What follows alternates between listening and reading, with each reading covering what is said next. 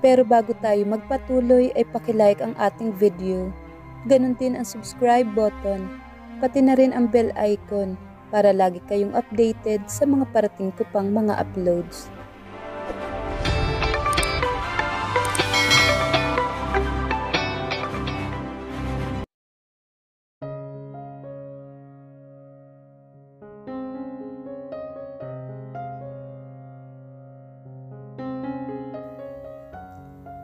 Namahinga lang muna siya sandali sa condo unit ng isang oras bago tinungo ang unit naman ni Chloe.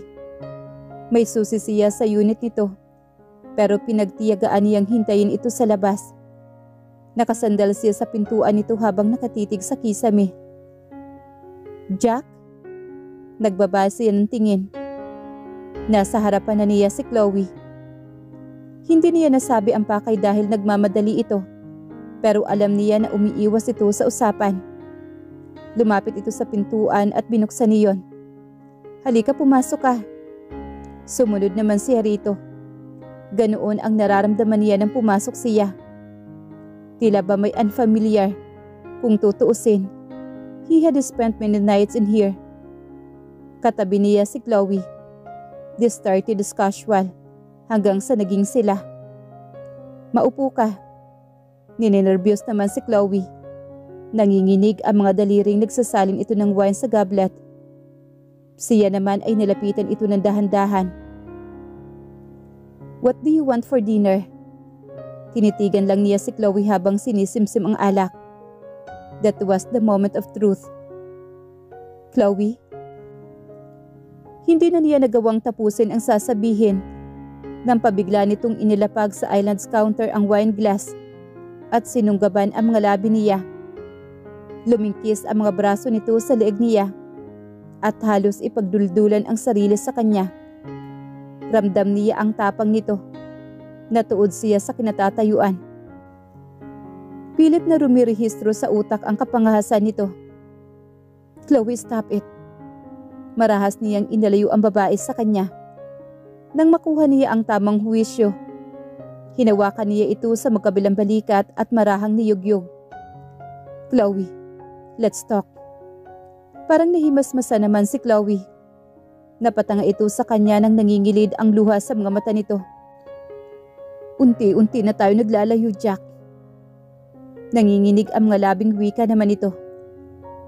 Sa pangalawang boses ay nakita niyang may takot na nakapintas sa mga mata nito. Una sa ospital, kung saan sila nagtagpo muli ni Jade. Alam ng Diyos kung gaano siya nailang. Sinaktan niya ang mga babaeng nagmamahal sa kanya. Una si Jade, pangalawa si Chloe. Alam kong nasasaktan ka. At nasasaktan din ako. Pero kailangan kong gawin ito. Sa sinabi niya ay biglang humigpit ang hawak ni Chloe sa katawan niya. I don't want to talk about anything, Jack. Ayokong marinig ang mga sasabihin mo. Ayoko. Humagulhol naman si Chloe. Alam ko kung saan patungo ang usapang ito. Uunahan na kita, Jack. Tatanggapin ko ang anak mo kahit anong mangyari. Huwag mo lang akong iwanan. Hindi ko makakaya na mawawala ka. Napapikit naman siya. Binubugbog ang kalooban niya sa awa para kay Chloe. Sa mga panahong lulong siya sa sama ng loob, ito ang naging kaibigan at karami niya. Nasasaktan din siya sa nakikita itong nalulugmok. Kailangan niyang manindigan. Kailangan niyang mamili. Ano't anuman ang piliin niya. Alam niyang may masasaktan. Pero mas matimbang ang mga anak niya. Mas matimbang si Jade. Tell me, ano pa ba ang hindi ko nagawa? Sabihin mo sa akin, Jack. Gagawin ko. Binaklas niya ang mga braso nito na nakapulupot sa katawan niya at muling siniil ng halik ang kanyang mga labi habang pigil ng mga kamay ang panga niya. Chloe. Sa pilitan niya itong pinigilan pero mas naging mabalasik ang mga mata nito.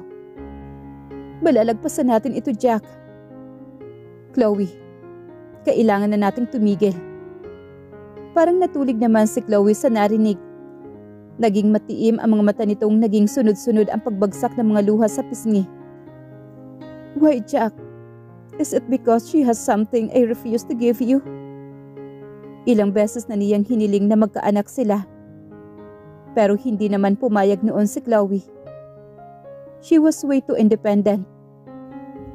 Kung kailangan ko magbuntis, Jack, gagawin ko. Sabihin mo lang please, kahit ilan pa ibibigay ko sa iyo. Kayang-kaya kong iwanan ang trabaho ko para lang manatili ka sa akin. I don't deserve you, Chloe. You are meant to be with someone better than I am. I am a flawed. I am a cheater. Dishonest. I am only half the man you were supposed to be with. Hindi na masawata ang hagulhol ni Chloe. Pumuno iyon sa buong unit nito. I'm so sorry. Pero kailangan na natin itigil ito. May mas sigit na nangangailangan sa akin. Wika niya. Tila naman pumukpok ang sinabi niya sa katinuan nito. Pinahid nito ang mga luha. Sino ang babaeng yon? That woman who broke your heart? Humiwalay ito sa kanya. Tiningnan siya na matuwid sa mga mata. Hindi mo alam, Jack, kung ano nararamdaman ko. Kinamumuhian ko ang sarili ko. Dahil iiwan mo ako dahil lang sa kanya. Pabigla na itong lumuhod sa harapan niya. At bago makahuma ay nabaklas nito ang sinturon niya. Naramdaman niya nang hawakan nito ang pagkalalaki niya. Ginawa ba niya ito? At mabilis nitong isinubo sa bibig nito ang pagkalalaki niya. Minsan naisip niya na hindi na dapat sinabi nito ang buong katotohanan dahil alam niyang hindi na ito katulad ng dati. Chloe, you don't have to do this. Iniluwa nito ang pagkalalaki niya. Tinitigan siya nito sa mga mata. Bakit? Sobrang galing ba niya? Napapaungol ka ba niya? She is a prostitute. Umakyat naman ang init sa ulo niya. Jade was never a prostitute. Ginawa niya yun para sa anak namin. Wala siyang ibang pinagbentahan ng sarili niya maliban sa akin. Stop defending her. Pinatawad kita, Jack. Doon sa mga nagawa mo. At iiwan mo ako ng ganito lang para sa kanila, para sa kanya. Hindi ko matatanggap. Tumayo naman si Chloe at sinimulang alisin ang pagkakabotones ng suot nito. Nalaglag pa sa sahig ang botones ng damit nito na marahas nitong hinila. Please, please Chloe. Niyakap naman niya ito na mahigpit. I'm so sorry. Pero kailangan kong gawin ito. I'm so sorry. Umiiyak na wika niya rito. Mahalaga si Chloe sa kanya. Hindi man niya minahal ng kasing tindi ng pagmamahal niya kay Jade. Pero alam niya, sa loob-loob niya, may espesyal na parte ito sa kanyang puso. Nanatili namang umiiyak si Chloe hanggang sa naging tahimik ito. Itinulak nitong palayo ang katawan niya pagkatapos. Nakita niya ang matapang na mukha nito. Walang bahid na pag-iyak at nakakatakot ang kapormalan nito. Hahayaan kita ngayon, Jack. But never ever think that you can get away from me. Pinangako mong walang magbabago, hindi ba? Na tayo pa rin. You're stuck with me, Jack. Whether you like it or not. Na para bang walang anuman nangyari. Mabilis itong tumayo. Pakisarado ng pintuan paglabas mo. Pabaliwala nitong pumihit at taas noong naglakad papasok ng silid. Napatungo siya. Alam niyang hindi ganoon kadali ang lahat. Bago tuluyang nakalayo, nilingon niya muna ang gusali. Goodbye, Chloe. Halo ang pakiramdam niya habang umaalis sa bahay ni Chloe. Naaawa siya kay Chloe. Chloe was there for him. Hindi rin naman matatawaran ang pinagsamahan nila. Pero kailangan niyang pumili. At pinipili niya si Jade at ang anak nila. Kakalimutan niya kung anuman ang masasakit na nangyari sa kanila noon. Mananatili siya sa tabi ng mag-iina niya. Kahit para sa mga bata lang muna. On top of everything, ang mga bata ang mas mahalaga. Nagpatuloy ang kanyang paglalakbay hanggang sa narating niya ang pamamahay ni Alexa Jack, bakit ka nandito? Hindi ka ba napapagod? Si Alexa nang mabungaran siya nito. Manang pakihanda ng dinner si Sir Jack mo. Bumalik ang tingin nito sa kanya.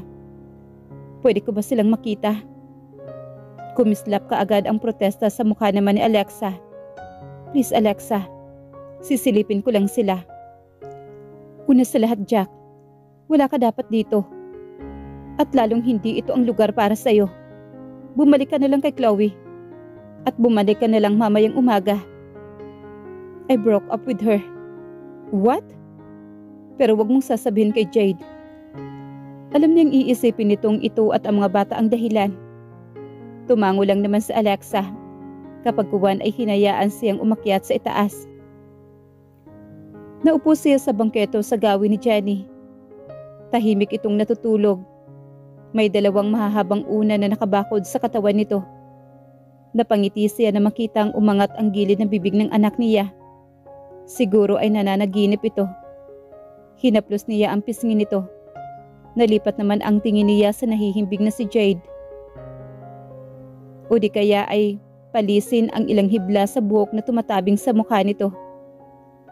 Noon kapag nahihimbing na ito sa tabi niya, sa kaniya lang hinahayaan ang sarili na titigan nito.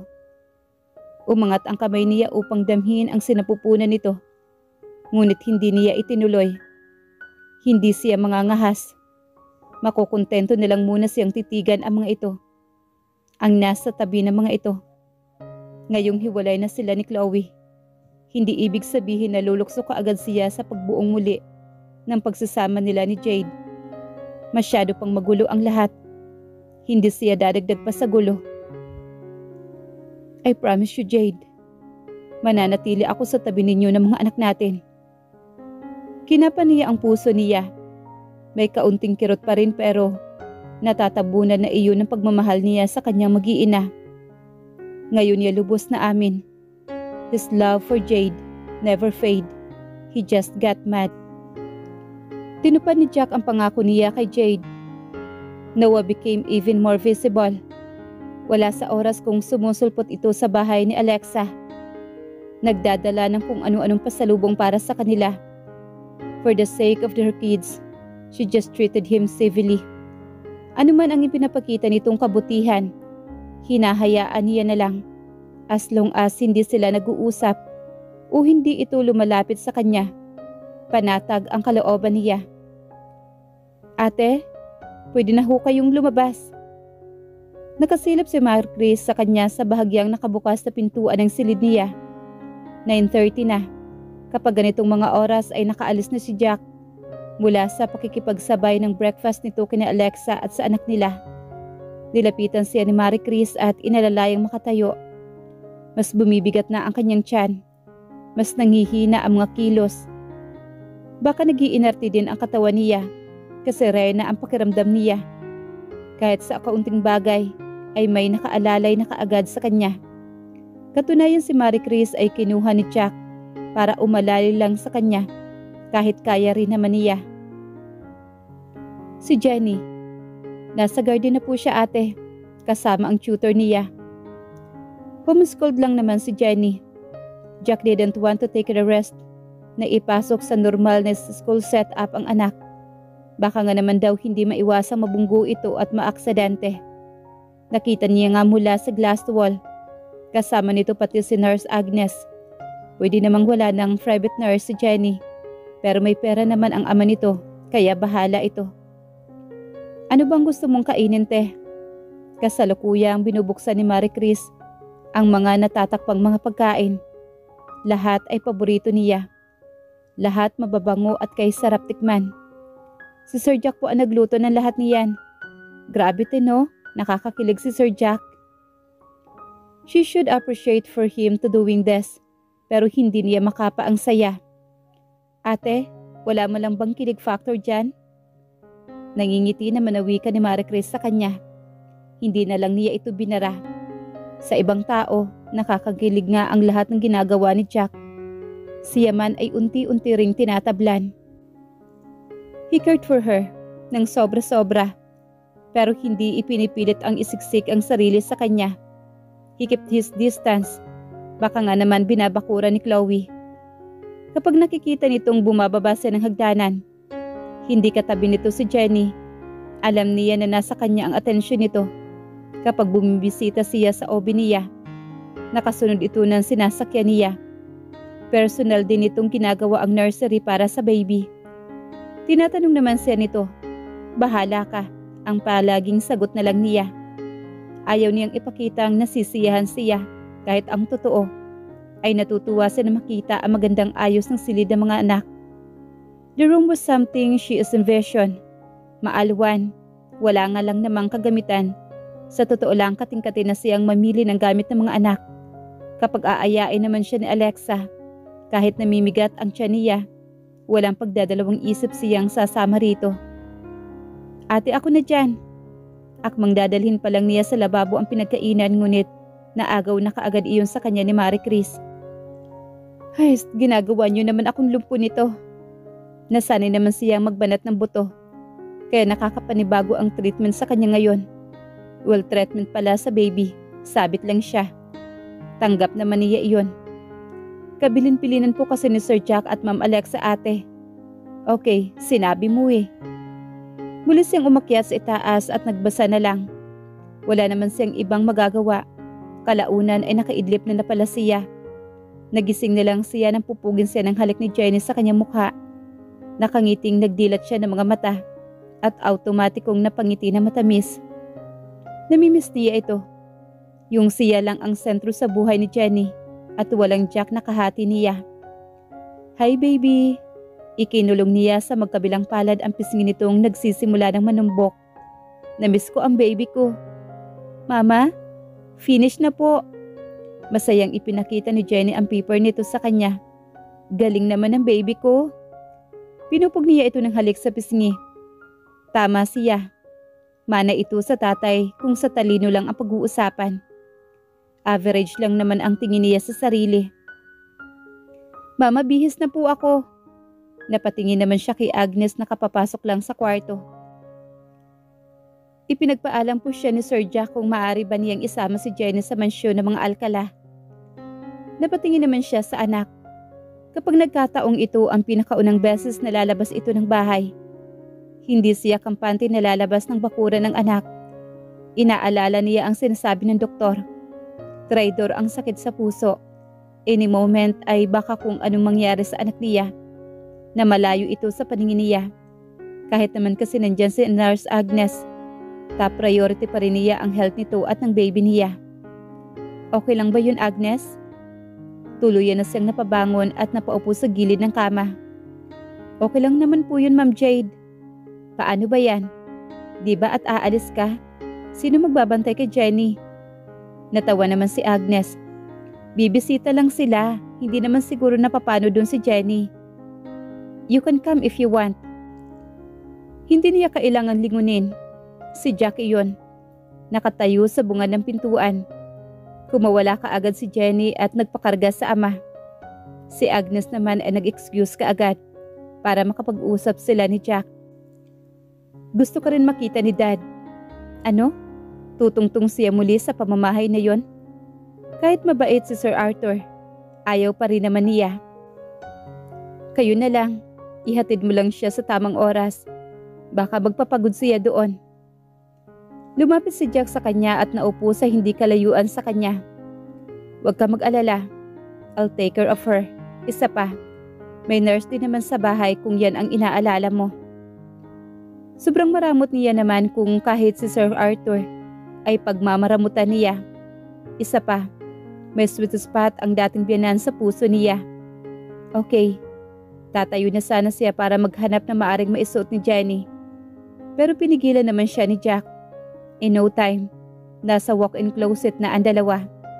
Dinig pa niya ang hagikikan ng dalawa mula sa loob. "Is this dress okay?" Bitbit nito ang isa sa mga damit ni Jenny kasama ang sapatos. Pinili niya ito. Tumango lang naman siya. "Sa baba ka na maghintay."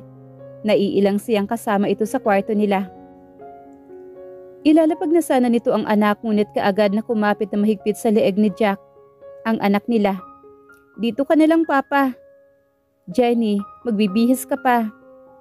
Malumanay nitong pagpapaintindi sa anak ni hinaplos ang pisngi ng anak. Nagsumiksik pang lalo ang bata dito. Nakukonsumi siyang nakikitang ganito ang anak. Gusto niyang bungangaan si Jack. Sama ng impluwensya nito sa anak nila. Nagiging spoiled na at minsan ay siya ang lumalabas na kontrabida. Come on baby, Papa will wait downstairs. Ayaw ko po mama. Mas sumigpit ang yakap nito sa ama. Mas tumitindi naman ang yamot niya kay Jack. Nakapunteriya siya rito. Princess, how about kaming dalawa ni mama ang magbibihis sa'yo? Umaliwalas ka agad ang mukha naman ni Jenny. Ini-spoil mo ang anak mo. Hindi ganyan ang pagpapalaki ko sa anak ko. Come on Jade, maybe she wants just to see us more than often. Anong ibig mong sabihin? Tinitigan niya ito sa mga mata. Halatang maidudugtong. Never mind, anito kapag kuwan. Wala na siya nagawa kundi ang tiising kasama si Jack sa loob ng kwarto. Matagal kaysa sa inaasahan. Dinala niya si Jenny sa loob ng banyo. Sumunod si Jack. Tinititigan niya ito ng masama kaya napahinto ito. Baka kailanganin mo ng tulong ko. Nagpatuloy sila sa paghakbang. Kakargahin sana niya si Jenny para itungtong sa tub. Ngunit mas naunahan siya ni Jack. Mabuti na rin at siguradong mahihirapan siyang buhatin ito. Isa pa, makakasama rin sa baby niya. Papa, dito ka lang po. Siya ang kaharap ng anak pero nasa ama ang mga mata nito. Inignora niya na lang ang nakakasilaw na presensya naman ni Jack at sinimulan niyang hubarin ang suot ng anak. Sa bawat beses na pinapaliguan niya ang anak, hindi maiiwasang mahaplos o hindi kaya ay titigan ang piklat nito sa dibdib. It was a vertical incision. Naalala niya kung gaano naging kahirap ang naging buhay ni Jenny. Pero simbolo rin iyon kung gaano sila parehong nag-survive ng anak. Unintentionally, napalingon siya kay Jack. Doon din ito nakatitig. The spark in his eyes said it all. This will forever be my dilemma, my punishment. Anito na napakahinang boses. This will always remind me of cruelty. And I'm so sorry for that. I caused you this, Jade. Ramdam niya naman ang pagsisisi sa parte ni Jack. Minsan ay gusto na niyang sumuko. Pero hinihila ang isang bahagi ng pagkatao niya. Ang huwag bumigay. Sapat ng pakitunguhan ang isa't isa ng walang bangayan. Kapag kaharap ang anak nila, laging bumabalik sa kanya ang mga sinasabi ni Chloe sa kanya. Chloe, pumapait na naman ang dibdib niya nang maalala ang babae. Mama, ligo na po ako. Sorry baby. Bago pa man maabot ang telephone shower, ay nauna na iyong inaibigay sa kanya ni Jack. Tahimik niyang pinaliguan ang anak. Wala siyang kangiti-ngiti. Paano siya ngingiti kung nasa mismong tabi niya ito? Sa minsang paglingon niya ay natanaw niya si Jack na titig sa kanila. May kung anong kislap sa mga mata nito. Tila iyon ngumingiti bagamat nakalapat ang labi na parabang kontento ito sa nakikita nito. Mama, galit ka po? Wika naman sa kanya ni Jenny. Sa kanya na pagtantong napakaseryoso pala na mukha niya. Baka nga nagmumukha na siyang galit na galit. No baby, wika naman niya rito. Kinapa nito ang mukha niya at bininat ang magkabilang pisngi niya. To make a smile. Yan mama, look pretty ka na po. Natutuwa siya sa anak. Ilang buwan lang sila sa Amerika ngunit mabilis ang pick up nito sa Ingles. Sinasanay ito ni Alexa para hindi raw mahirapan pagpasok nito sa school. Pretty na si Mami. Pretty? This time ay totoong ngiti na talaga ang gumuhit sa kanya. Na-amaze siya sa bilis ng pick up ng anak niya. To think na hindi niya ito sinasanay sa Inglisan. Yes po, sabi po ni Papa. Panandalian siya napahinto sa ginagawa at napatitig sa inosenteng mukha naman ni Jenny. Di ba Papa? Naramdaman niya ang pag-upo ni Jack sa gilid ng tub. Sa lapit nito ay bahagya pa siya napaigtad nang maramdaman ang pagdaiti ng balad nito sa kanya. Ayaw niya sa reaksyon ng katawan pero may kilabot siyang nararamdaman. Nahigit pa niya ang hininga nang hindi sinasadya. Nakakainis talaga. While she was trying to guard her feelings, but her heart just kept on betraying her. Yes, Mama is beautiful. Bakit ba may pakiramdam siya na sa kanya nakatutok ang mga mata ni Jack? Tila kasi laser na tumatagos ng malalim. Hindi lang basta tumatagos. Nanunuot iyon sa kanyang kalamnan. And it made her heart restless. Come on, ayusin na natin ang pagligo mo. Pabaliwala niyang hinablot ang tuwalya. But then again, doon din ang punterya ng kamay ni Jack. It landed right at the back of her hand. Nagkatitigan naman sila ni Jack habang iniinda ang kuryenteng dumadaloy sa katawan niya at ang namamagnitong mga titig nito. Tinipon niya ang tamang lakas ng loob at bago pa man ipagkanulo ng damdamin, ay pabaliwala siyang nagsalita rito. Tuwalya. Para naman nagising sa pagkakabato-bala ni si Jack. Nagpakawala ito ng hangin at binitawan ang kamay niya. Yeah, towel. Sinikap niyang towel lang ang bahawakan at hindi masaling ang kahit maikling bahagi ng kamay niya. The next minute, she tried hard to concentrate on her daughter. Pilit niyang iniisip na hangin lang si Jack sa tabi niya. Masamang hangin. Ako na. Ito ang nagbuhat kay Jenny palabas ng banyo. Siya naman na naiwan sa loob. Saka lang pinakawala ang tila pinipigil na paghinga na kanina pa niya pinipigil. Napahawak siya sa tapat ng kanyang puso. Ramdam niya ang pagtaas-baba ng kanyang dibdib. Tanda ng mabilis na tibok nito. Si Jenny ang may operasyon. Pero kapag nasa malapit ang tatay nito, tila siya ang may pusong baldado na. Ang hirap-hirap ang hawakan ng damdamin niya.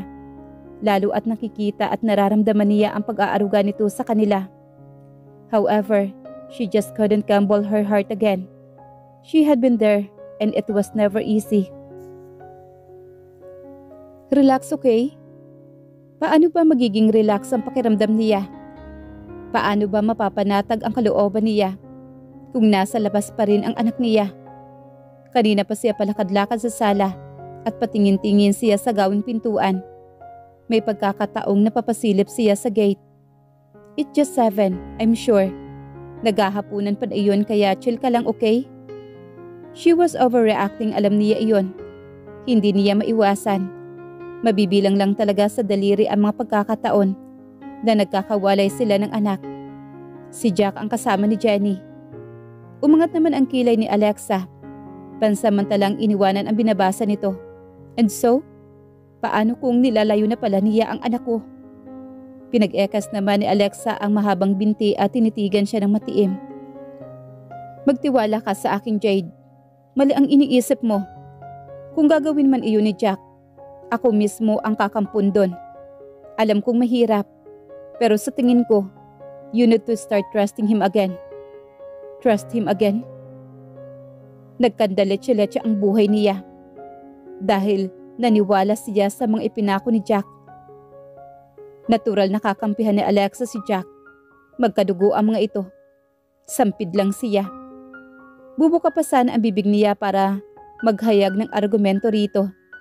Pero bigla ang ugong ng sasakyan papasok ng gate. See? Mabilis pa sa 4:00 na napahakbang siya sa gawing pintuan.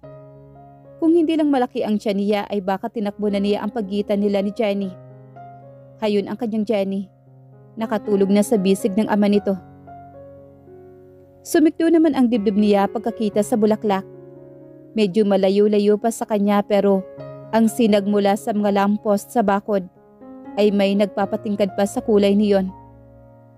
Alam niyang hindi kasi iyon tipong inarrange sa flower shop.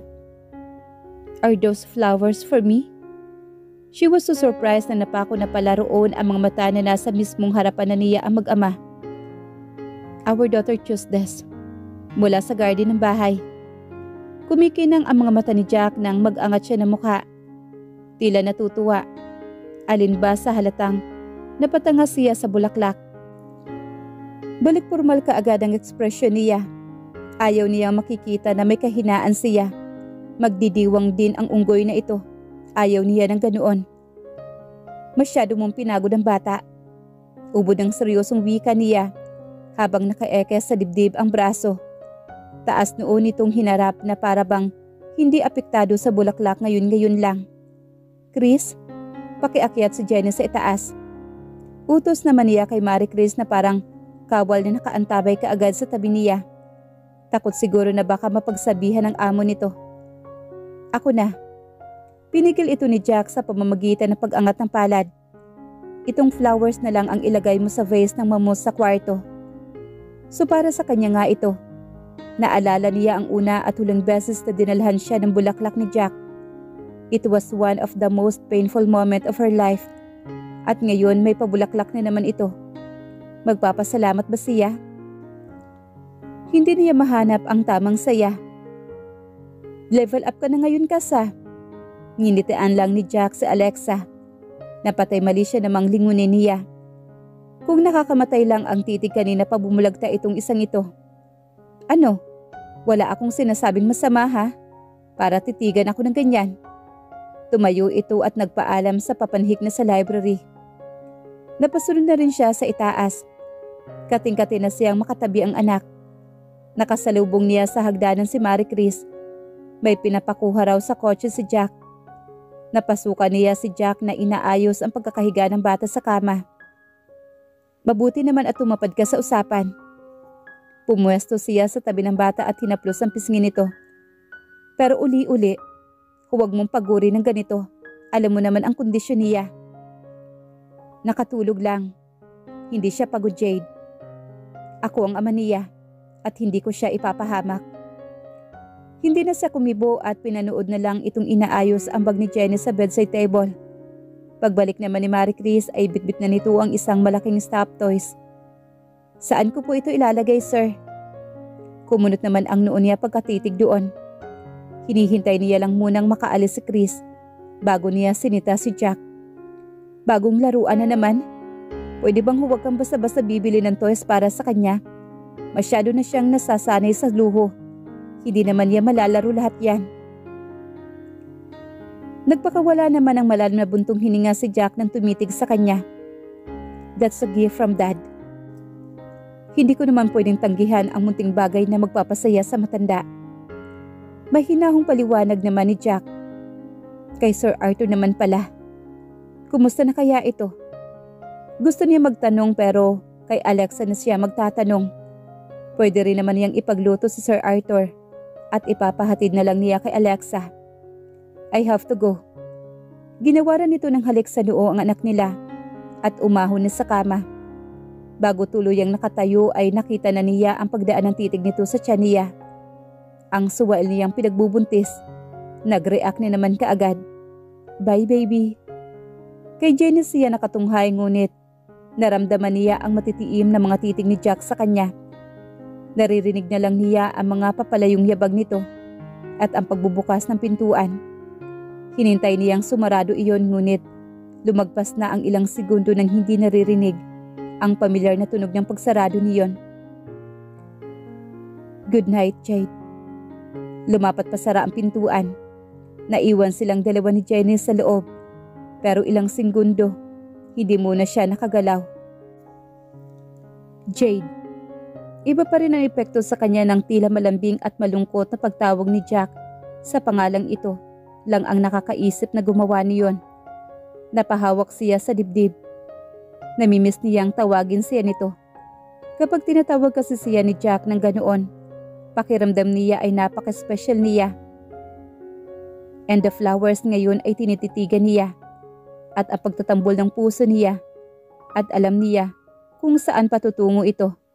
Nakakatakot.